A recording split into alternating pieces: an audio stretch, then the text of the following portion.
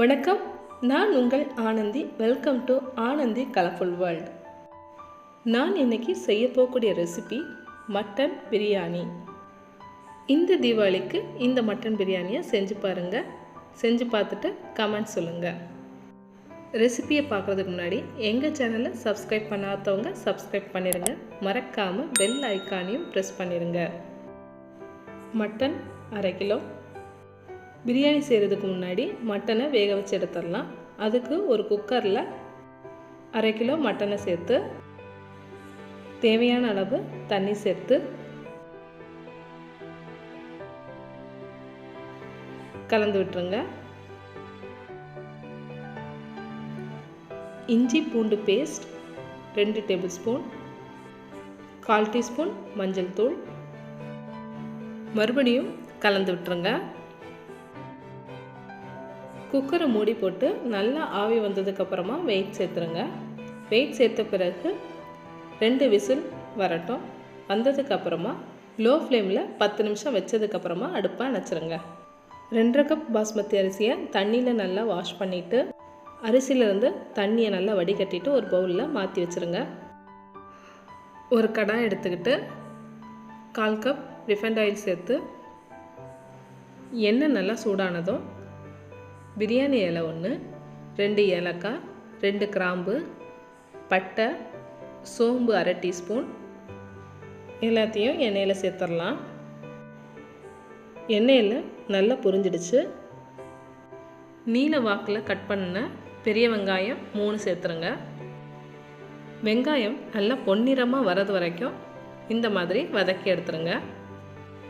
இஞ்சி பூண்டு பச்சை மிளகாய் சேர்த்து அரைத்த விழுது 2 டேபிள் ஸ்பூன் மறுபடியும் வதக்கிடுங்க.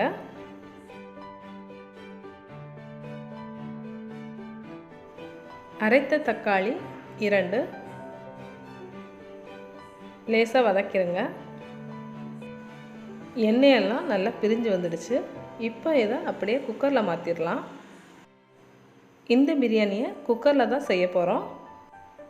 மிளகாய்த்தூள் 2 டேபிள் ஸ்பூன், மசாலாத்தூள் 1/2 டேபிள் ஸ்பூன், கொத்தமல்லி தூள் 3 டேபிள் ஸ்பூன் மறுபடியும் நல்லா வதக்கிடுங்க.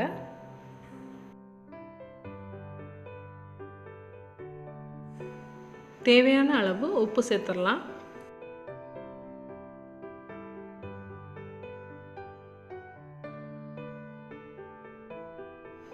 மசாலா ஐட்டம் எல்லாம் நல்லா வதங்கிடுச்சு. இப்போ வேக வச்சுருந்த மட்டனை சேர்த்துடலாம்.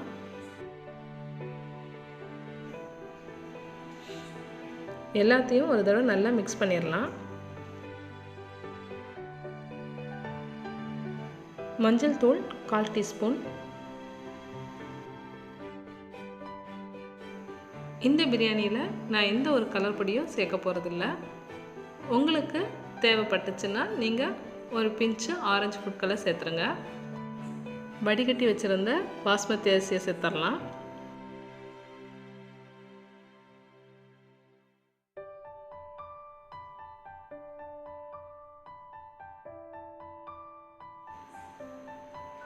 எல்லாத்தையும் ஒரு தடவை நல்லா கலந்து விட்டுடலாம்.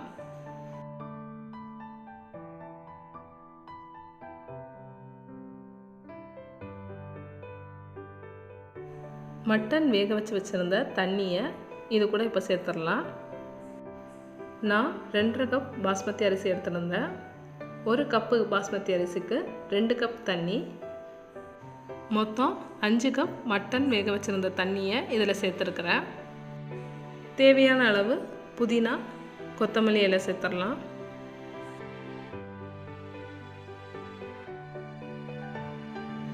கடைசியாக பாதி லெமனை பிழிஞ்சு ஊற்றிடலாம்.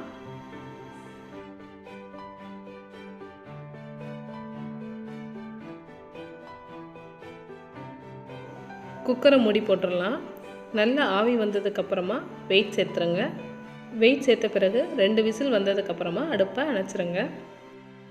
ஒரு கடாய் எடுத்துக்கிட்டு 2 டேபிள் ஸ்பூன் நெய் சேர்த்து நெய் நல்லா சூடானதும் முந்திரி பருப்பு ஒரு 1/4 கப் சேர்த்துருங்க. பொன்னிறமாக வந்ததுக்கு பிறகு வேறு ஒரு பிளேட்டில் மாற்றி வச்சுருங்க. அதே நெய்யில் நீல வாக்கில் கட் பண்ண பெரிய வெங்காயத்தை சேர்த்துடலாம்.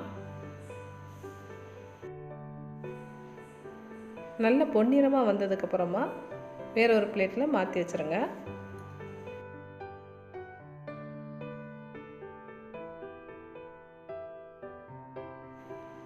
குக்கர் மூடியை திறந்து பார்க்கலாம். நல்ல கமகமன்னு மனம் வந்துட்டுருக்கு.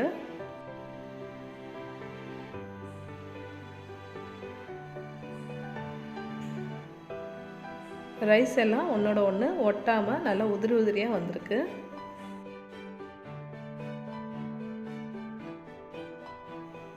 கடைசியாக முந்திரி பருப்பும் பொரிச்சு வச்சுருந்த வெங்காயத்தையும் சேர்த்துடலாம்.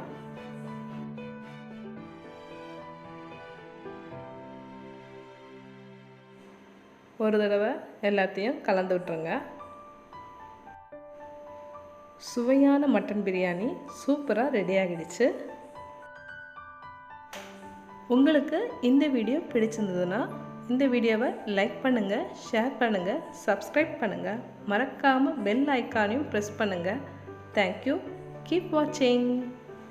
இந்த வீடியோவை பார்த்து கொண்டிருக்கும் அனைவருக்கும் தீபாவளி நல்வாழ்த்துக்கள்.